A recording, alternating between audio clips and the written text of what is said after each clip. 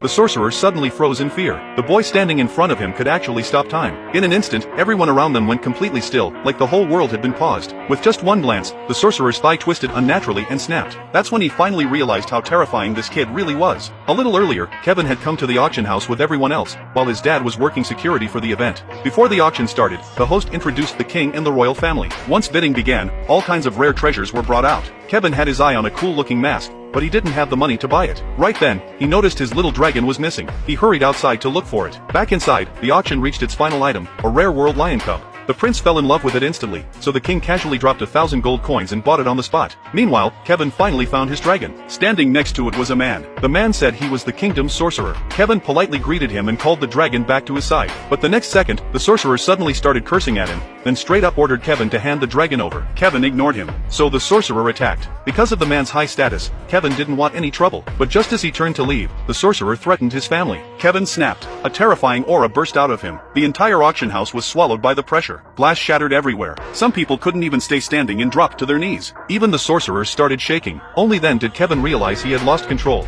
The king blamed the whole incident on Kevin's father, since he was the captain of the guards. His dad knew it counted as negligence, so he prepared to accept the punishment. But then the sorcerer suddenly spoke up for him and said he would let it slide if they just handed over Kevin's magical beast. Because the sorcerer had once saved the king's life, the king ordered Kevin's father to give up the dragon. His dad immediately refused. The dragon was Kevin's partner, and it wasn't his to give away. So the king turned to Kevin and asked for his answer. Kevin refused without hesitation. The king even offered to trade the World Lion Cup for it, but he still said no. Now the king was clearly annoyed. He demanded the dragon again. Kevin coldly shot back, asking how much the king would sell his own child for. Before the king could respond, the sorcerer accused Kevin of disrespect and ordered the guards to arrest him. Kevin didn't even bother dodging. He knocked all the soldiers down in seconds. The sorcerer quickly cast a spell at him. A strange mark appeared under Kevin's eye. The next instant, everything stopped. No one could move. Time itself felt frozen. Kevin muttered a short incantation. Crack! The sorcerer's legs twisted and broke. He trembled in terror, but no one around him could move to help. Kevin slowly walked up to him. The sorcerer tried to threaten him with his status, but the killing intent coming off Kevin scared him speechless. When time finally resumed, Kevin collapsed from exhaustion. After he woke up, he quietly realized one thing. He still wasn't strong enough.